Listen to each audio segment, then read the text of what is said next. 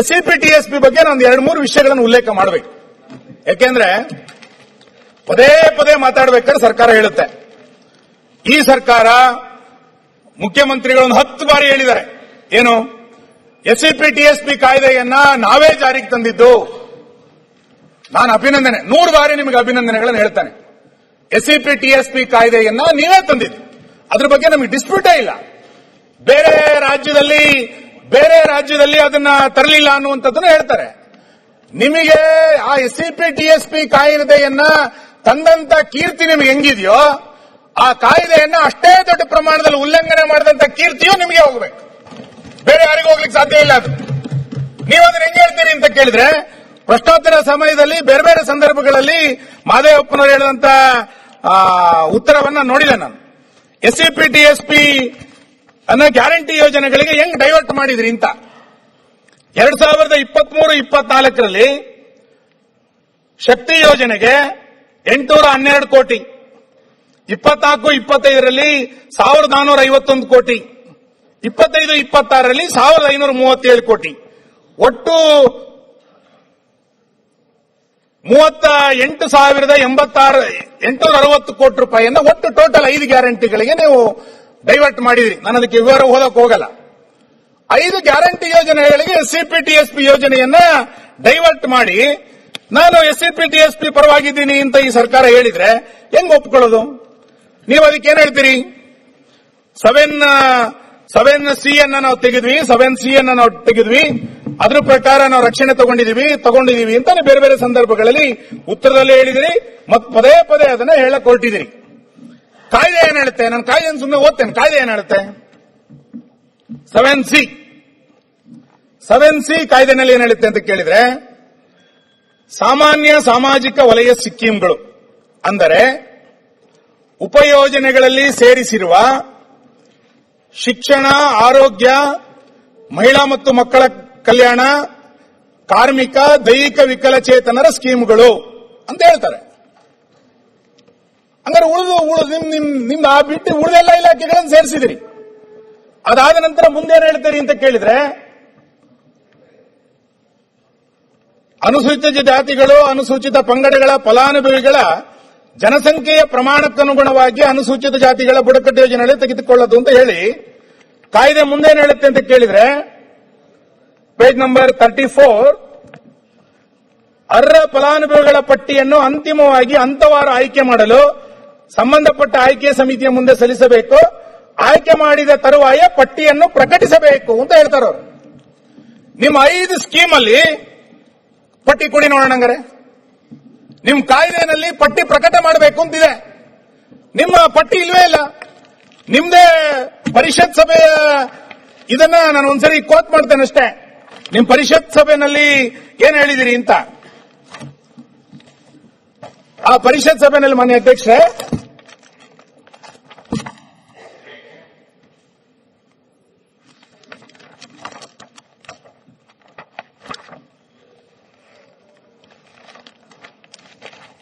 ನಾನು ಕಳೆದ ಬಾರಿ ಹೇಳಿದೆ, ಶಕ್ತಿ ಯೋಜನೆಯಲ್ಲಿ ಪಟ್ಟಿ ಕೊಡಿ ಅಂತ. ಇಲ್ಲಿ ಹೇಳ್ತಾರೆ ಕೇಳಿ, ನಿಮ್ ನೋಡಲ್ ಏಜೆನ್ಸಿನಲ್ಲಿ ಅವ್ರು ಹೇಳೋದು, ಶಕ್ತಿ ಯೋಜನೆ ಎಸ್ಸಿಪಿ ಟಿಎಸ್ಪಿನಲ್ಲಿ 1060 ಲಕ್ಷ, ಟಿಎಸ್ಪಿನಲ್ಲಿ 477 ಲಕ್ಷ, ಒಟ್ಟು 1537 ಲಕ್ಷವನ್ನು ಖರ್ಚು ಮಾಡಿದಿರಿ ಅಂತ ಹೇಳಿ ಕೊನೆಗೆ ನೋಡಲ್ ಏಜೆನ್ಸಿಯ ಶಿಫಾರಸು ಅನುಮೋದಿಸಬಹುದು. ಆದರೆ ಮಹಿಳಾ ಪ್ರಯಾಣಿಕರಿಗೆ ಸ್ಮಾರ್ಟ್ ಕಾರ್ಡ್ ನೀಡಿ ಎಸ್ಸಿ ಎಸ್ಟಿ ಫಲಾನುಭವಿಗಳ ನಿಖರ ಅಂಕಿಅಂಶಗಳನ್ನು ನೀಡುವುದು ಅಂತ ಹೇಳಿದೆ. 3 ವರ್ಷದ ಅಂಕಿಅಂಶದ ಪಟ್ಟಿ ಕೊಡಿ ನೋಡೋಣ ಈ ಸರ್ಕಾರ. ಶಕ್ತಿ ಯೋಜನೆಯಲ್ಲಿ ಪರಿಶಿಷ್ಟ ಜಾತಿ ಪಂಗಡದವರು ಎಷ್ಟು ಪ್ರಯಾಣ ಮಾಡಿದ್ರು, ಗೃಹಲಕ್ಷ್ಮಿಗೆ ಪರಿಶಿಷ್ಟ ಜಾತಿ ಪಂಗಡದ ಪಟ್ಟಿ, ಶಕ್ತಿಯ ನಿಮ್ಮ ವಿದ್ಯುತ್ತಿನ ಪಟ್ಟಿ ಕೊಡಿ ನೋಡೋಣ. ಸಂಪೂರ್ಣವಾಗಿ ಇಡೀ ಕಾಯ್ದೆಯನ್ನು ಉಲ್ಲಂಘನೆ ಮಾಡಿ ಸುಮಾರು 40,000 ಕೋಟಿ ರೂಪಾಯಿಗೂ ಅಧಿಕ ವೆಚ್ಚದ ದುರುಪಯೋಗ ಮಾಡಿ ಈಗ ನಾವು ಎಸ್ಸಿ ಎಸ್ಟಿ ಕಾಯ್ದೆ ನಾವೇ ತಂದಿದ್ದು, ನಮ್ಮಿಂದನೇ ಆ ಸಮುದಾಯ ಒಳ್ಳೆಯದಾಗಿದ್ದು, ಶೋಷಿತ ಸಮುದಾಯದ ಪರವಾಗಿ ನಾವಿದ್ದೀವಿ ಎನ್ನುವಷ್ಟರ ಮಟ್ಟಿಗೆ ಈ ಸರ್ಕಾರ ಇವತ್ತು ಹೊರಡಿಕೊಟ್ಟಿದೆ. ಅದಕ್ಕೆ ಎಸ್ಸಿಪಿ ಟಿಎಸ್ಪಿ ಬಗ್ಗೆ ನಾನು 2-3 ವಿಷಯಗಳನ್ನು ಉಲ್ಲೇಖ ಮಾಡಬೇಕು. ಯಾಕೆಂದ್ರೆ ಪದೇ ಪದೇ ಮಾತಾಡಬೇಕಾದ್ರೆ ಸರ್ಕಾರ ಹೇಳುತ್ತೆ, ಈ ಸರ್ಕಾರ ಮುಖ್ಯಮಂತ್ರಿಗಳನ್ನು 10 ಬಾರಿ ಹೇಳಿದ್ದಾರೆ. ಏನು? ಎಸ್ಸಿಪಿ ಟಿಎಸ್ಪಿ ಕಾಯ್ದೆಯನ್ನ ನಾವೇ ಜಾರಿಗೆ ತಂದಿದ್ದು. ನಾನು ಅಭಿನಂದನೆ 100 ಬಾರಿ ನಿಮಗೆ ಅಭಿನಂದನೆಗಳನ್ನು ಹೇಳ್ತಾನೆ. ಎಸ್ಸಿಪಿ ಟಿಎಸ್ಪಿ ಕಾಯ್ದೆಯನ್ನ ನೀವೇ ತಂದಿದ್ದು, ಅದ್ರ ಬಗ್ಗೆ ನಮಗೆ ಡಿಸ್ಪ್ಯೂಟೇ ಇಲ್ಲ. ಬೇರೆ ರಾಜ್ಯದಲ್ಲಿ ಅದನ್ನ ತರಲಿಲ್ಲ ಅನ್ನುವಂಥದ್ದನ್ನು ಹೇಳ್ತಾರೆ. ನಿಮಗೆ ಆ ಎಸ್ಸಿಪಿ ಟಿಎಸ್ಪಿ ಕಾಯ್ದೆಯನ್ನ ತಂದಂತ ಕೀರ್ತಿ ನಿಮಗೆ ಹೆಂಗಿದೆಯೋ, ಆ ಕಾಯ್ದೆಯನ್ನ ಅಷ್ಟೇ ದೊಡ್ಡ ಪ್ರಮಾಣದಲ್ಲಿ ಉಲ್ಲಂಘನೆ ಮಾಡಿದಂತ ಕೀರ್ತಿಯೂ ನಿಮಗೆ ಹೋಗಬೇಕು, ಬೇರೆ ಯಾರಿಗೂ ಹೋಗ್ಲಿಕ್ಕೆ ಸಾಧ್ಯ ಇಲ್ಲ. ಅದು ನೀವು ಅದನ್ನ ಹೆಂಗ್ ಹೇಳ್ತೀರಿ ಅಂತ ಕೇಳಿದ್ರೆ, ಭ್ರಷ್ಟಾಚಾರ ಸಮಯದಲ್ಲಿ ಬೇರೆ ಬೇರೆ ಸಂದರ್ಭಗಳಲ್ಲಿ ಮಾದೇವಪ್ಪನವರು ಹೇಳಿದಂತ ಉತ್ತರವನ್ನ ನೋಡಿದೆ ನಾನು. ಎಸ್ಸಿಪಿ ಟಿಎಸ್ಪಿ ಅನ್ನೋ ಗ್ಯಾರಂಟಿ ಯೋಜನೆಗಳಿಗೆ ಹೆಂಗ್ ಡೈವರ್ಟ್ ಮಾಡಿದ್ರಿ ಅಂತ. 2023-24ರಲ್ಲಿ ಶಕ್ತಿ ಯೋಜನೆಗೆ 812 ಕೋಟಿ, 24-25ರಲ್ಲಿ 1451 ಕೋಟಿ, 25-26ರಲ್ಲಿ 1537 ಕೋಟಿ, ಒಟ್ಟು 38,860 ಕೋಟಿ ರೂಪಾಯಿಯನ್ನು ಒಟ್ಟು ಟೋಟಲ್ 5 ಗ್ಯಾರಂಟಿಗಳಿಗೆ ನೀವು ಡೈವರ್ಟ್ ಮಾಡಿದ್ರಿ. ನಾನು ಅದಕ್ಕೆ ವಿವರ ಓದಕ್ಕೆ ಹೋಗಲ್ಲ. 5 ಗ್ಯಾರಂಟಿ ಯೋಜನೆಗಳಿಗೆ ಎಸ್ಸಿಪಿ ಟಿಎಸ್ಪಿ ಯೋಜನೆಯನ್ನ ಡೈವರ್ಟ್ ಮಾಡಿ ನಾನು ಎಸ್ಸಿಪಿ ಟಿಎಸ್ಪಿ ಪರವಾಗಿದ್ದೀನಿ ಅಂತ ಈ ಸರ್ಕಾರ ಹೇಳಿದ್ರೆ ಹೆಂಗ್ ಒಪ್ಕೊಳ್ಳೋದು? ನೀವು ಅದಕ್ಕೆ ಏನ್ ಹೇಳ್ತೀರಿ? 7C ಅನ್ನ ನಾವು ತೆಗೆದ್ವಿ, ಅದ್ರ ಪ್ರಕಾರ ನಾವು ರಕ್ಷಣೆ ತಗೊಂಡಿದೀವಿ ಅಂತಾನೆ ಬೇರೆ ಬೇರೆ ಸಂದರ್ಭಗಳಲ್ಲಿ ಉತ್ತರದಲ್ಲಿ ಹೇಳಿದಿರಿ, ಮತ್ತು ಪದೇ ಪದೇ ಅದನ್ನ ಹೇಳಕ್ ಹೊರಟಿದಿರಿ. ಕಾಯ್ದೆ ಏನ್ ಹೇಳುತ್ತೆ? ನಾನು ಕಾಯ್ದೆ ಸುಮ್ಮನೆ ಓದ್ತೇನೆ. ಕಾಯ್ದೆ ಏನ್ ಹೇಳುತ್ತೆ? 7C ಕಾಯ್ದೆನಲ್ಲಿ ಏನ್ ಹೇಳುತ್ತೆ ಅಂತ ಕೇಳಿದ್ರೆ, ಸಾಮಾನ್ಯ ಸಾಮಾಜಿಕ ವಲಯ ಸ್ಕೀಮ್ಗಳು ಅಂದರೆ ಉಪಯೋಜನೆಗಳಲ್ಲಿ ಸೇರಿಸಿರುವ ಶಿಕ್ಷಣ, ಆರೋಗ್ಯ, ಮಹಿಳಾ ಮತ್ತು ಮಕ್ಕಳ ಕಲ್ಯಾಣ, ಕಾರ್ಮಿಕ, ದೈಹಿಕ ವಿಕಲಚೇತನರ ಸ್ಕೀಮ್ಗಳು ಅಂತ ಹೇಳ್ತಾರೆ. ಅಂದ್ರೆ ನಿಮ್ದು ಆ ಬಿಟ್ಟು ಉಳಿದೆಲ್ಲ ಇಲಾಖೆಗಳನ್ನು ಸೇರಿಸಿದಿರಿ. ಅದಾದ ನಂತರ ಮುಂದೇನು ಹೇಳ್ತೀರಿ ಅಂತ ಕೇಳಿದ್ರೆ, ಅನುಸೂಚಿತ ಜಾತಿಗಳು, ಅನುಸೂಚಿತ ಪಂಗಡಗಳ ಫಲಾನುಭವಿಗಳ ಜನಸಂಖ್ಯೆಯ ಪ್ರಮಾಣಕ್ಕನುಗುಣವಾಗಿ ಅನುಸೂಚಿತ ಜಾತಿಗಳ ಬುಡಕಟ್ಟು ಯೋಜನೆಯಲ್ಲಿ ತೆಗೆದುಕೊಳ್ಳೋದು ಅಂತ ಹೇಳಿ ಕಾಯ್ದೆ ಮುಂದೇನು ಹೇಳುತ್ತೆ ಅಂತ ಕೇಳಿದ್ರೆ, ಪೇಜ್ ನಂಬರ್ 34, ಅರ್ಹ ಫಲಾನುಭವಿಗಳ ಪಟ್ಟಿಯನ್ನು ಅಂತಿಮವಾಗಿ ಹಂತವಾರು ಆಯ್ಕೆ ಮಾಡಲು ಸಂಬಂಧಪಟ್ಟ ಆಯ್ಕೆ ಸಮಿತಿಯ ಮುಂದೆ ಸಲ್ಲಿಸಬೇಕು. ಆಯ್ಕೆ ಮಾಡಿದ ತರುವಾಯ ಪಟ್ಟಿಯನ್ನು ಪ್ರಕಟಿಸಬೇಕು ಅಂತ ಹೇಳ್ತಾರೆ ಅವರು. ನಿಮ್ಮ 5 ಸ್ಕೀಮ್ ಅಲ್ಲಿ ಪಟ್ಟಿ ಕೊಡಿ ನೋಡೋಣ. ಹಂಗಾರೆ ನಿಮ್ ಕಾಯ್ದೆನಲ್ಲಿ ಪಟ್ಟಿ ಪ್ರಕಟ ಮಾಡಬೇಕು ಅಂತಿದೆ. ನಿಮ್ಮ ಪಟ್ಟಿ ಇಲ್ವೇ ಇಲ್ಲ. ನಿಮ್ದೇ ಪರಿಷತ್ ಸಭೆಯ ಇದನ್ನ ನಾನು ಒಂದ್ಸರಿ ಕೋಟ್ ಮಾಡ್ತೇನೆ ಅಷ್ಟೇ. ನಿಮ್ ಪರಿಷತ್ ಸಭೆಯಲ್ಲಿ ಏನ್ ಹೇಳಿದಿರಿ ಅಂತ.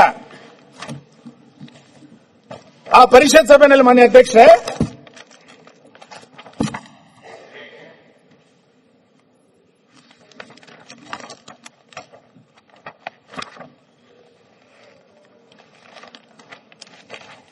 ನಾನು ಕಳೆದ ಬಾರಿ ಹೇಳಿದೆ, ಶಕ್ತಿ ಯೋಜನೆಯಲ್ಲಿ ಪಟ್ಟಿ ಕೊಡಿ ಅಂತ.